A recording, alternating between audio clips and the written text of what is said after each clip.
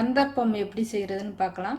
பச்சரிசி ஒரு ஆளாக்கு தலை தட்டி எடுத்துக்கணும். நிறைய எடுத்துட்டு இந்த மாதிரி தலை தட்டி எடுத்துக்கணும். கீழே இருக்க அரிசியை எடுத்துடணும், சேர்க்கக்கூடாது. இது மேலே ஒரு கைப்பிடி உளுந்து சரியாக வரும். இதில் எவ்வளோ கொள்ளுதோ அந்த அளவு எடுத்தால் போதும். அலசிட்டு அரை மணி நேரம் ஊற வச்சுக்கணும். ஊறினதுக்கப்புறம் கிரைண்டரில் சேர்த்தாவது மிக்சியில் சேர்த்தாவது நைஸாக அரைச்சி எடுத்துக்கணும். இப்போ கந்தர்ப்பத்துக்கு சேர்த்து அரைக்கிறதுக்கு தேங்காய் பூ 1/4 கப், வெல்லம் 1 கப், ஏலக்காய் 4. கொஞ்சம் கட்டி கட்டியாக இருக்குது, இடித்தோம்னா 1 கப் வரும். கொஞ்சம் கம்மியாக எடுத்திருக்கேன். நான் வந்து கருப்பட்டி எடுத்திருக்கேன். உங்களுக்கு என்ன தேவையோ அதை எடுத்துக்கோங்க. வெல்லம், கருப்பட்டி, நாட்டு சர்க்கரை எது வேணாலும் எடுத்துக்கலாம். ஏலக்காய் எடுத்திருக்கேன். ஏலக்காய் தூள் வேணாலும் எடுத்துக்கலாம். அரிசி நல்லா ஊறிடுச்சு. ரொம்ப தண்ணி சேர்க்காம அரைக்கணும். வெல்லம் சேர்த்து அரைக்கிறனால மாவு ரொம்ப இலக்கமாகும். அரிசியை அரை மணி நேரம் தான் ஊற வைக்கணும். இப்போ தேங்காய் பூ சேர்த்து அரைக்கணும். தேங்காய் பூ அழுத்தி எடுத்தோம்னா 1/4 கப்பு தான் வரும். மிக்சி சுத்த முடியலைன்னா மட்டும் தண்ணி தெளிக்கணும். தண்ணி வேணுன்னா அதுக்கப்புறம் கலந்துக்கலாம். தேங்காய் பூ சேர்க்கையிலே ஏலக்காயும் சேர்த்து அரைச்சிருங்க. நைஸாக அரைச்சாச்சு. கருப்பட்டி வெல்லம் எடுக்கல, அதில் மண் இல்லாததாக பார்த்து வாங்கணும். வெல்லம் வந்து சுத்தமானதாக இருந்தால் தான் சேர்க்க முடியும், ஏன்னா மண் அதிகமாக இருக்கும். அதில் கொஞ்சம் வெல்லம் எடுத்து கரைச்சி பார்த்தீங்கன்னா தெரியும் அதில் அடியில் மண் தங்குதா இல்லையான்னு. அந்த மாதிரி வெல்லமாக இருந்ததுன்னா கொஞ்சமாக தண்ணி சேர்த்து கரைச்சி வடிகட்டிட்டு அதுக்கப்புறம் மாவில் சேர்க்கணும். பாகுப்பதம் வர்றதுக்கு முன்னாடி எடுத்து ஆற வச்சுட்டு அதுக்கப்புறம் மாவில் சேர்க்கணும். இப்போ நான் கருப்பட்டி சேர்த்து அரைக்கிறேன்.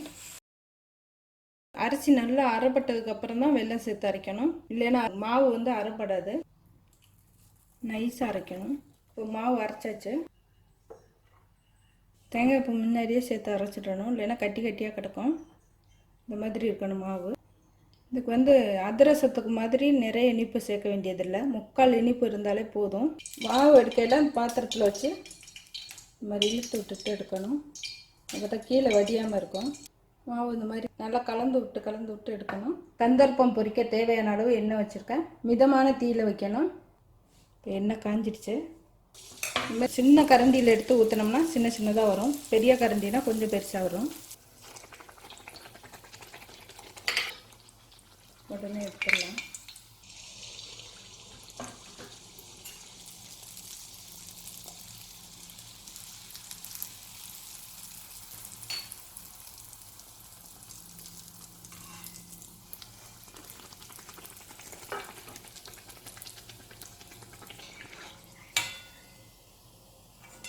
இப்போ கொஞ்சம் பெரிய கரண்டியில் எடுக்கிறேன்.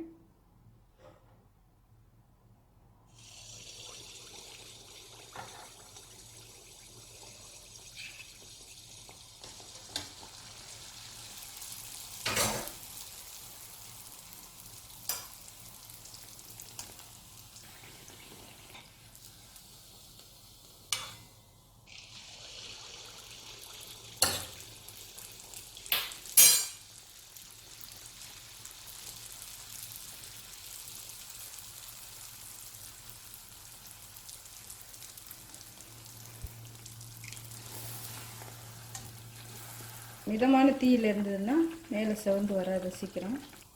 ஒன்றா தான் ஊற்றி எடுக்கணும். பக்கத்தில் ஊற்றினோம்னா அது கொஞ்சம் வளைஞ்சு போகும், இந்த மாதிரி ரவுண்டாக வராது.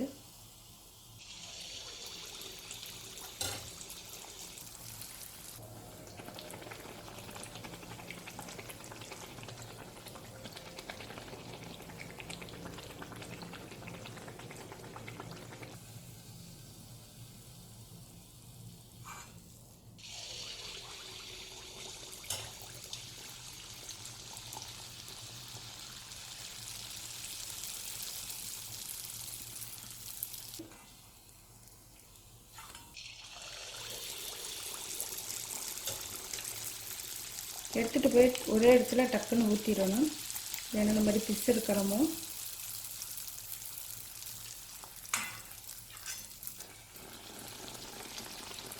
மாவு வந்து ஒவ்வொரு டைமும் கலக்கி விட்டு எடுக்கணும். ஒன்றா தான் ஊற்றணும்.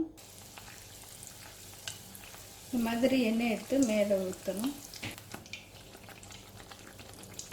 இந்த மாதிரி கரை கட்டி வரும். கரை கட்டி வரையில் திருப்பி விடணும்.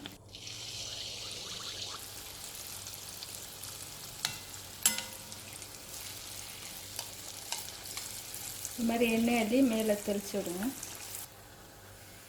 கரை கட்டி வர்றதுன்னா அதுதான். சுற்றி கரை கட்டி வரையில் திருப்பி விட்டதுக்கப்புறம் அரை நிமிஷத்துக்குள்ளே எடுத்துடணும். இந்த மாதிரி பேப்பரில் எண்ணெய் வெடிய வச்சிடணும். செட்டிநாடு கந்தர்ப்பம் ரெடி ஆயிடுச்சு. ரொம்ப ஈஸி தான். அரை மணி நேரம் அரிசியை ஊற வச்சுட்டு உடனே அரைச்சி ஊற்றலாம். நிறைய அரிசி ஊற வச்சிங்கன்னா கிரைண்டரில் அரைங்க, அதான் நல்லா வரும் ஆப்பம். மிக்ஸி ஓட்ட கிரைண்டரில் அரைச்சா தான் நல்லாயிருக்கும். இது ஒரு உலக்க அரிசிங்கிறனால கிரைண்டரில் சேர்த்து அரைக்க முடியாது, ரொம்ப கம்மியாக இருக்கும்.